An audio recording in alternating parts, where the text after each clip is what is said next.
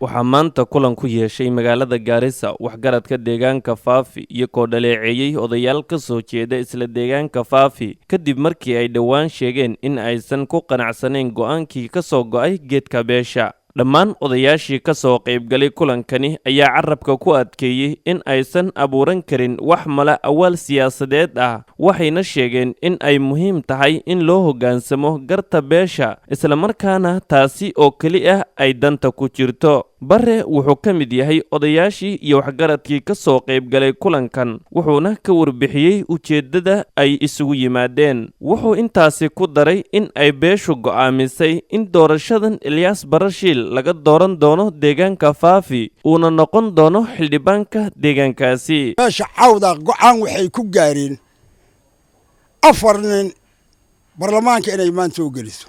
Go'aanka cawda weyn uu ka dhamaaday. afarta waa kuwe majority leader aadan ninka la yiraahdo township gaaris inaan u darano cawda go'aankeed ku gaaray.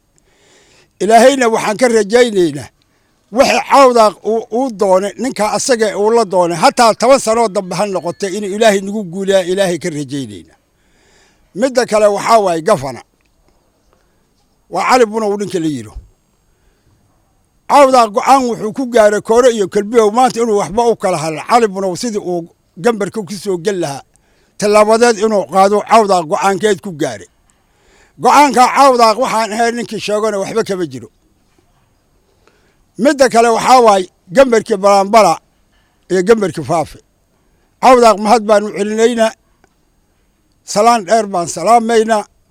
gambarka Faafi wuxuu noogu soo celiyay imbigayna hore Ilyas Barashiil ninka la yiraahdo kontonka sana ee Kenya bandiirada ay saarnayd waxaana gaarin baan gaarnimaan Ilyas markuu gambarka noo soo galay.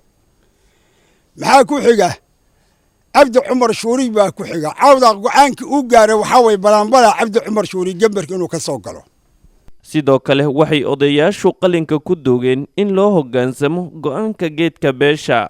Ilyas cawda baa sheegay aniga ma sheegin todobada daba cawda baa ku dhawaaqday gambarka Keeway waa meesha la dhaho Faafi cawda Qaasim baa dhahay ninka noo soo bixisaan qaadanayna 5 40 7 iyo 4 nin baan ku tagnay geedka xanshimaan ahayn dad baan ahayn iga socday warsay rabtiin ninku cawda kheena ma qaadanaysid hadduu intuu Qaasim diido cawda oo ninkeena maxaa fadhiisin waxaan idinka baryaynaa dawlad cawda qow inaad nin Qaasim soo saarto nin 5 nin kamid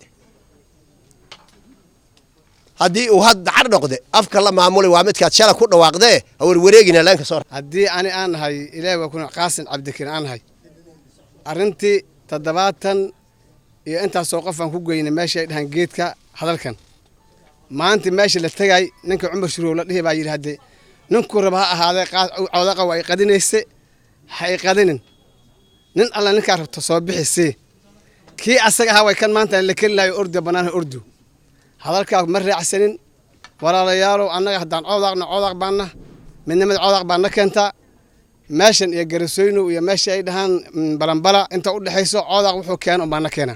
Cabdi Wali Cabdi Maxamed wararka STN Gaarisa.